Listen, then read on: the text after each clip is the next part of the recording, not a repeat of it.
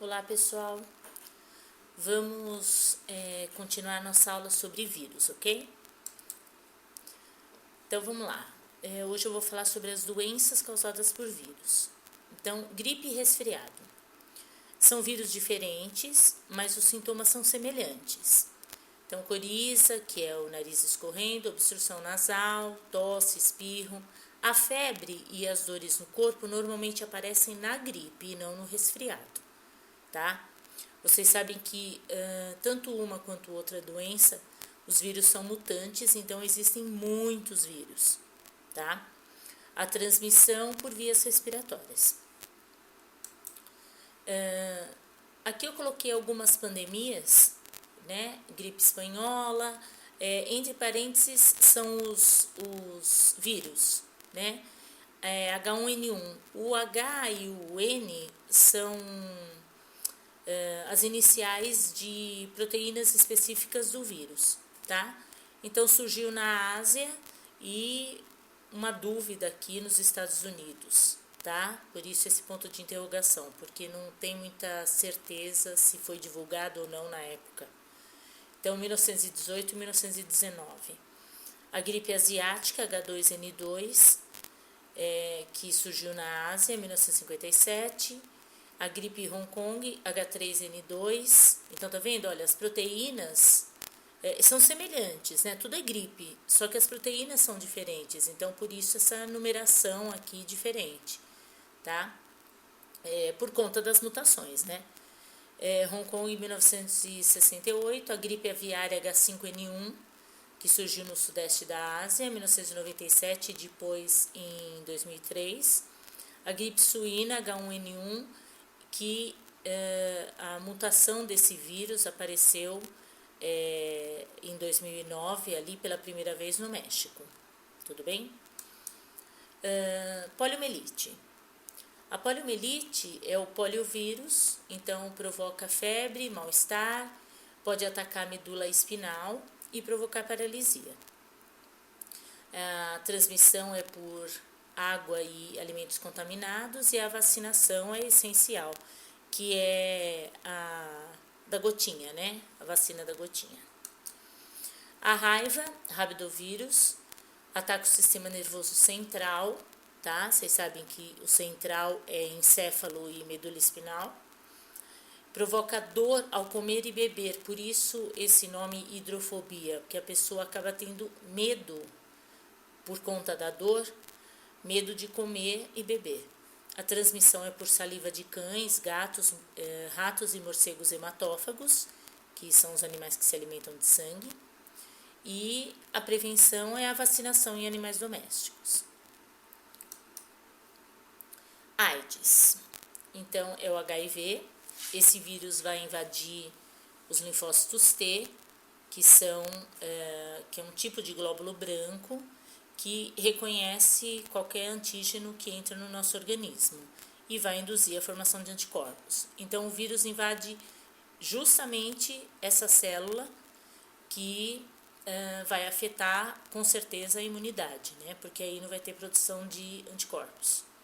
Então, o organismo vai perder essa capacidade de combater o vírus e aí o sistema imunológico fica debilitado, certo? Essa célula, o linfócito T, ela também é chamada célula CD4.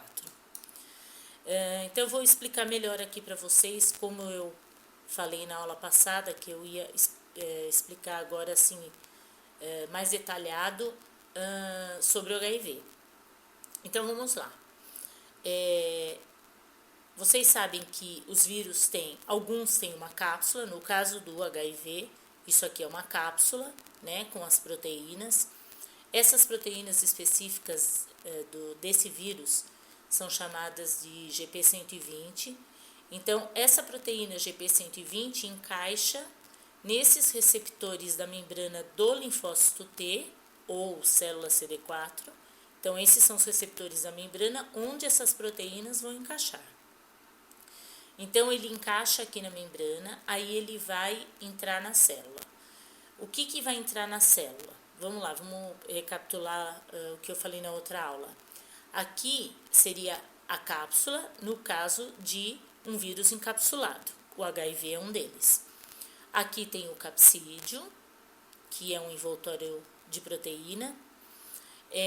Esse vermelhinho aqui é o RNA, porque ele é um vírus RNA, que vocês sabem que os vírus ou tem o DNA ou tem o RNA. No caso do HIV é RNA. E esses pontinhos são enzimas, que são específicas desse vírus, né? Não são todos que tem.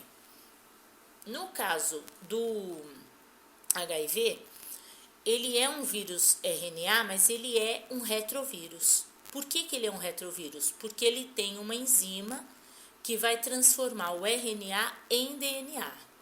Então, por isso que é considerado retrovírus, por ter essa transformação. Então, vamos lá. Ele entrou na célula, tá? Então, olha, a cápsula fica fora. O que está entrando é o capsídeo e o RNA, com as enzimas. Então, vamos lá. Aqui está o capsídeo com o RNA e as enzimas. O que vai acontecer? Essas enzimas, que no caso é a transcriptase reversa, essas enzimas vão fazer com que o RNA forme o DNA. Então, vamos recapitular aí, que vocês sabem. O que normalmente acontece? O DNA forma o RNA. Isso é uma transcrição, certo? Então, você tem o DNA de fita dupla, onde ele vai abrir e vai ter a formação do RNA de fita simples. Isso é o que acontece naturalmente, é o que acontece com a gente. Nesse caso, o que acontece? Ele tem o RNA e esse RNA, por ação dessa enzima, vai formar um DNA. Então, ó, esse vermelho é o RNA do vírus. Ele vai se desintegrar, ele vai sumir, ele vai morrer. E ele é que formou essa fita de DNA que é o azul. Essa fita de DNA vai se autoduplicar. Então, aconteceu aqui, forma um DNA de fita dupla. Então, o RNA já não tem mais, ele desintegrou. Aí, é exatamente esse DNA de fita dupla que vai entrar no núcleo da célula CD4, que é o linfócito T. Então, tá aqui, ele tá entrando. Essa célula tem o DNA dela. Então, o que vai acontecer? Esse DNA do vírus vai se incorporar ao DNA da célula, tá? Então, isso é chamado de provírus. Isso daqui, como eu expliquei para vocês na outra aula do bacteriófago, é como um ciclo lisogênico, lembra? Ele incorpora. Aí, o que acontece? Ele pode ficar inativo por um tempo, assim, ou ele pode já partir para a reprodução realmente, para a multiplicação de novos vírus. Então, ele está no comando, certo? Ele está usando essa célula, porque ele é um vírus, ele está parasitando. Então, esse DNA de fita dupla vai se abrir, e aí ele vai dar a formação do RNA, que é o que normalmente acontece numa transcrição comum, não reversa. Então, o DNA vai formar o RNA, esse RNA vai se formando e é o próprio RNA do vírus, esse desde o comecinho aqui que eu falei para vocês, e ele também vai formar o RNA mensageiro. Lembra que tudo começa, quando vai ter a produção de proteína, tudo começa pelo RNA mensageiro. Na outra aula a gente comentou sobre a classificação de Baltimore, que são vários tipos de vírus, mas todos eles, seja vírus DNA, seja vírus RNA, seja retrovírus, todos eles têm que chegar no RNA mensageiro. Por quê? Porque é pelo mensageiro que começa a produção de proteína. Então, aqui ele formou o RNA, aqui ele formou o RNA mensageiro, ó, que dá para ver aqui o RNA mensageiro com a produção de proteínas. Essas proteínas são as proteínas do capsídeo, tá formando o capsídeo, e também são as enzimas, porque a enzima é proteína. Então, aqui tá tendo a formação do capsídeo e das enzimas, tá? Então, aqui já teve a formação. O que vai acontecer? Está formado? Ele vai para a periferia da célula e aqui ele vai sair dessa célula, tá vendo? Ele incorporou aqui a membrana, ele vai sair dessa célula como um broto. Então, é considerado um brotamento isso daqui, não uma lise. Ele não está estourando a célula, ele está brotando, ele está aproveitando a membrana aqui da célula para fazer esse envoltório dele. Até inclusive, pessoal, aqui está escrito membrana lipoproteica viral, não vai confundir achando que é uma membrana celular. Sabe que vírus não tem célula, tá? Mas ele usa a membrana da célula para ter essa cápsula em volta, tudo bem? Então, não vai confundir com isso. Então, assim que acontece a reprodução, e lógico, ele usou essa célula CD4, né, que é o linfócito T, e ele destruiu essa célula. Por conta disso, ela é uma célula que vai reconhecer qualquer antígeno que entra no organismo para induzir a formação de anticorpos. Então, o que vai acontecer? O sistema imunológico está afetado, tá?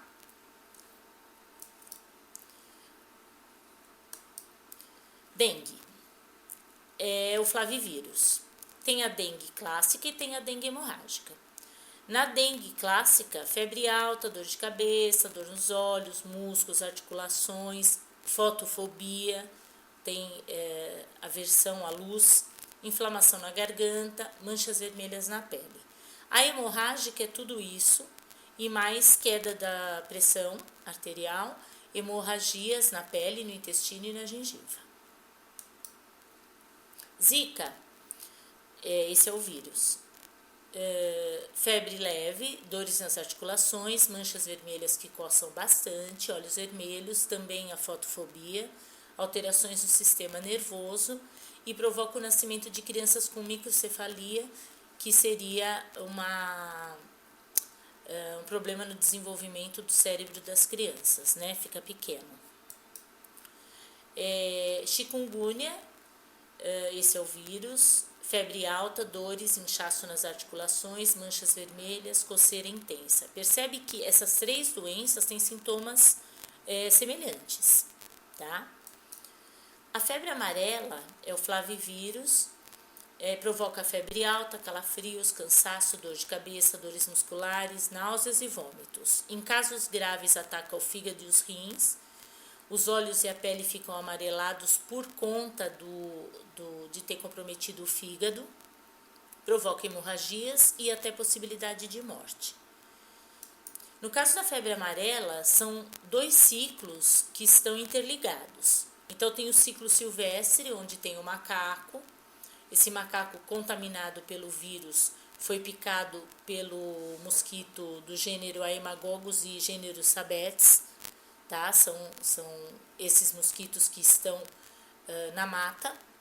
Aí eles vão picar esse macaco, o vírus vai ficar no mosquito, e aí esse mosquito vai picar esses mosquitos, né? Porque são 2 gêneros. Eles vão picar o homem, e aí o homem vem para a cidade contaminado. Aí o Aedes aegypti, que está na cidade, pica esse homem e acaba adquirindo o vírus. E a partir daí ele acaba transmitindo para outras pessoas. Então são 2 ciclos, tá? Interligados. O ciclo de vida do Aedes aegypti, a fêmea, sempre fêmea, né? Que vai se alimentar de sangue, porque ela tem que desenvolver os ovos através desse sangue, então por isso sempre fêmea. Ela vai se alimentar de sangue, vai depositar esses ovos na água limpa, parada. Aí essas larvas vão se desenvolver, transformando em pupas, que é um tipo de um casulinho. Essas pupas vão flutuar na superfície da água e vão formar os adultos, que em 24 horas eles já podem se reproduzir. A prevenção dessas doenças que são transmitidas pelo Aedes aegypti, que é a febre amarela, a dengue, zika e chikungunya, tá? Então, eu vou falar para vocês da prevenção em relação a essas viroses. A pessoa pode pegar mais de uma dessas doenças ao mesmo tempo pela picada do Aedes aegypti? Pode, entendeu? Porque são vírus semelhantes, mas nos sintomas, mas eles são vírus diferentes, mas tendo o mesmo agente transmissor, que é o Aedes aegypti, tá?